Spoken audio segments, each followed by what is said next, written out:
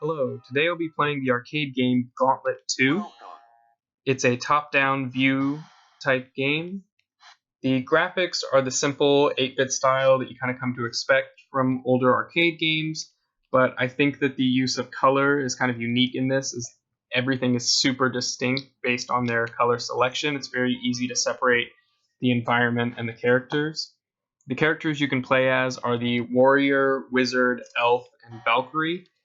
After playing a bunch of them, I don't really see much of a difference between them. I think there are probably little type ability things that you can do, but for the most part, they all have melee type attacks and range type attacks. Melee attacks, which they do automatically, and ranged attacks, which you have to input for them.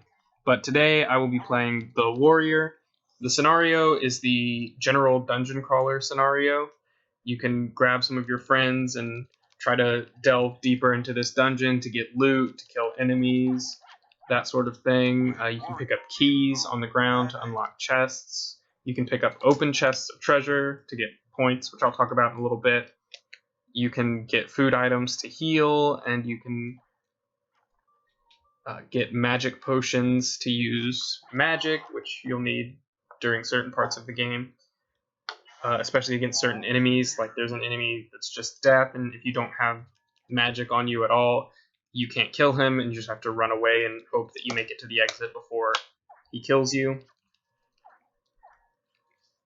The scoring for this game, so you get about 100 points for treasure chests, 10 points for killing enemies, and I believe 5 points maybe for like opening doors and locked chests, like using the keys that you get along the way. You get points for that. You also have to manage your health bar. You start off with a 750 health, and the different enemies deal different amounts of damage. So I think the grunts deal 4 damage, and the ghosts deal 8. The acid puddles deal around 40 damage, so you really need to avoid those.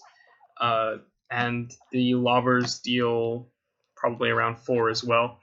The different types of enemies, you have your grunts. They're just ground enemies. They can't fire anything at you. They just run up at you and try to deal melee attacks.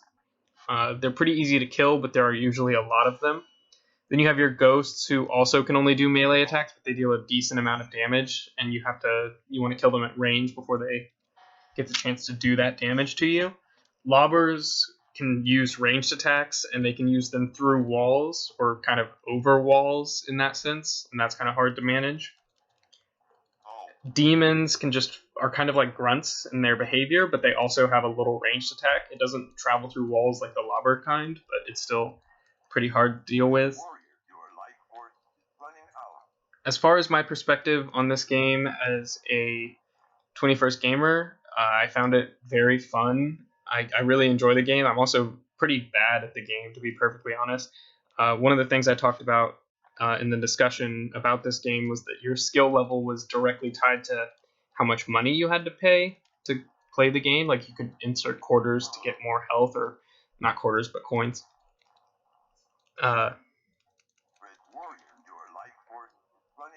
That being said, I think if this game was like on a mobile game, I'd probably play it.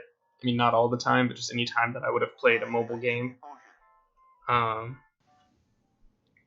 I think it shares a lot of similarities with fantasy games.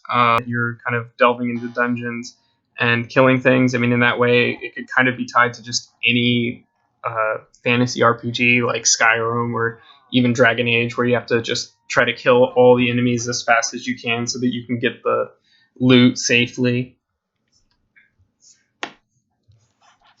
But yeah, overall, I think it's a pretty fun game, pretty well put together. You know, it holds a lot of its difficulties still, and you know, it would obviously be better if they could improve the graphics or anything like that. But I think improving the graphics would probably likely lead to changes in the camera view, and it would just kind of end up being what Skyrim and Dragon Age and all those other kind of fantasy RPG games are, in that they're just first person or third person